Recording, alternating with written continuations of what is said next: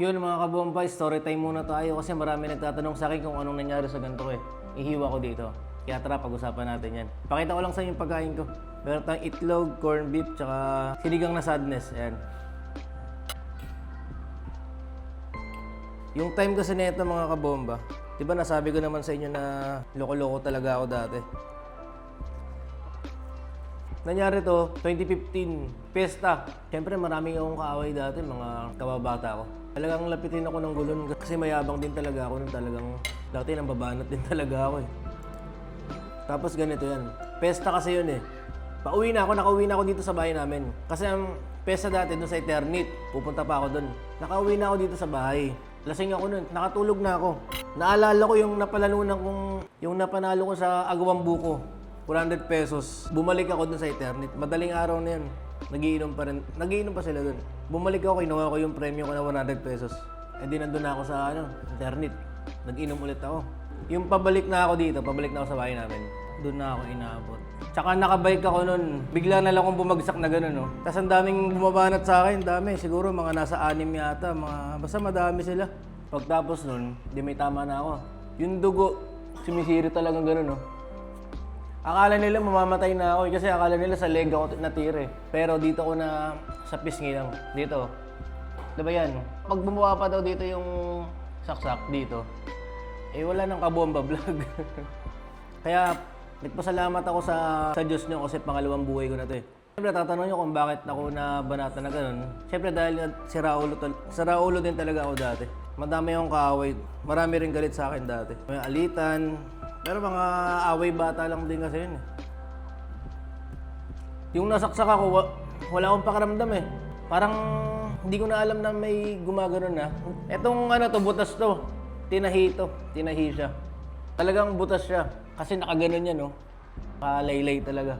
Tapos yun, tinugod ako sa motor. Hindi ko makakalimutan na si Kuya Egay tsaka si Alvin. Nakamotor kami na papunta kaming ospital. Yun, kaya salamat sa inyong dalawa. Tapos, doon ako tinahi. Nagsampa kami ng kaso.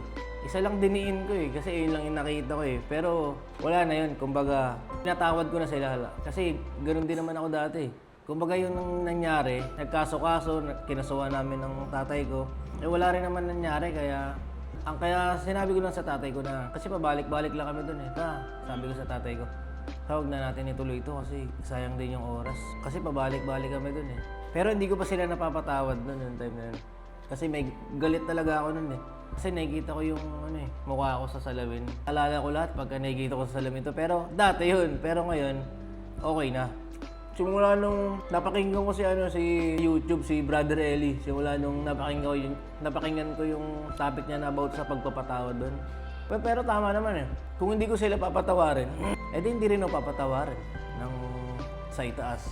Kaya ang ginawa ko, pinatawad ko sila ng buong kalooban ko. Kumbaga kinalimutan ko na.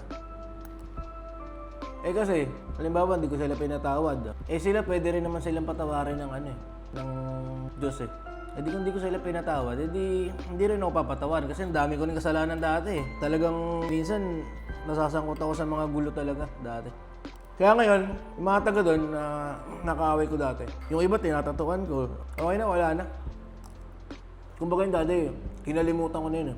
Pero kinuwento ko lang sa inyo yung bakit ako na ganito. Kumbaga yung mga ginawa ko noon, bumalik din sa akin, ito yung kapalit. Ang pinaka naging lesson ko dito sa nangyari sa akin, yun nga, maging mabuting tao ka na lang sa iba.